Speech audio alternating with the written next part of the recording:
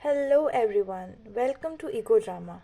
So, without wasting any time, let's get to the topic. And our today's topic is central bank and their functions, key functions. So, what is a central bank?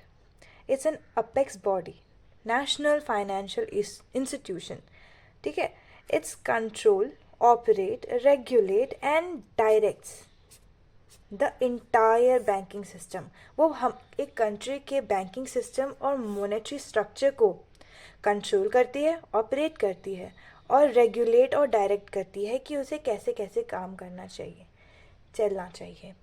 तो एक financially developed country का own central bank होता है. For example, India के पास RBI है as a central bank. नाम तो आपने सुना ही होगा, रिजर्व बैंक ऑफ इंडिया. कब से? 1 अप्रैल 1995 से, अंडर द आरबीआई एक्ट जो पास हुआ था 1934 में. ठीक है, अब चलते हैं इसके फंक्शंस की तरफ. सेंट्रल बैंक इशू करती है currency, issuer of the currency notes. आपके 200 के नोट्स, 500 के नोट्स, ये सेंट्रल बैंक ही इशू करती है. जितने भी पेपर करेंसी नोट्स होते हैं प्रिंट करती है, दैट इज.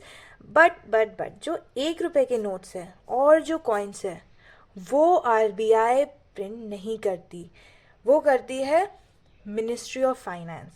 ठीक है, आगे दूसरा function, bankers to the government. अब इसका क्या मतलब हुआ?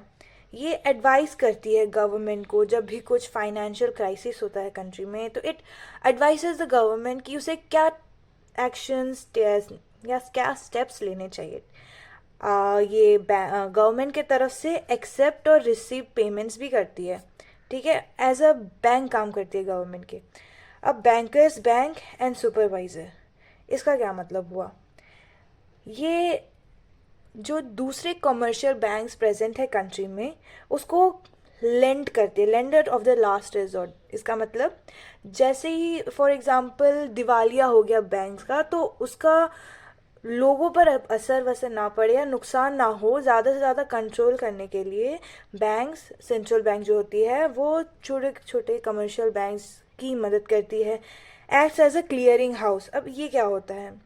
Clearing house is a financial institution जिसमें ट्रांजैक्शन एक्सचेंज होते हैं. बेसिकली क्लियरेंस इसका होते हैं किस चीज़ के? सिक्योरिटीज़ के, डेरिवेटिव्स के, पेमेंट्स के.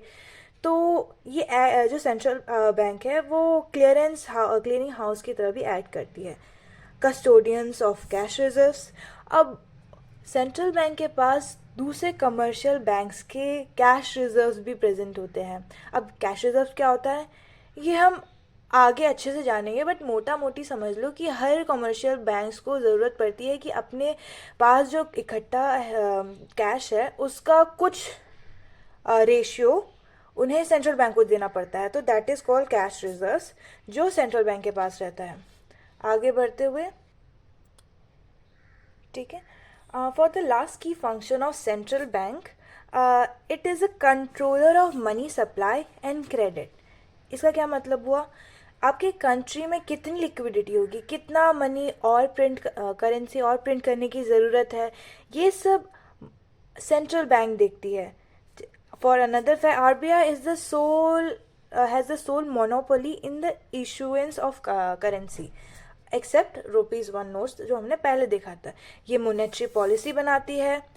व्हाट आर द इंस्ट्रूमेंट जो वो इस्तेमाल करती है? कुछ क्वांटिटेटिव मेथड्स होते हैं जैसे repo rate, bank rate, reserve repo rate. चिंता मत करो, ये हम नेक्स्ट वीडियो में देखेंगे. Open market operations, legal reserve requirements, और कुछ क्वालिटेटिव मेथड्स होते हैं जैसे कि margin requirement, moral solvation, selective credit control.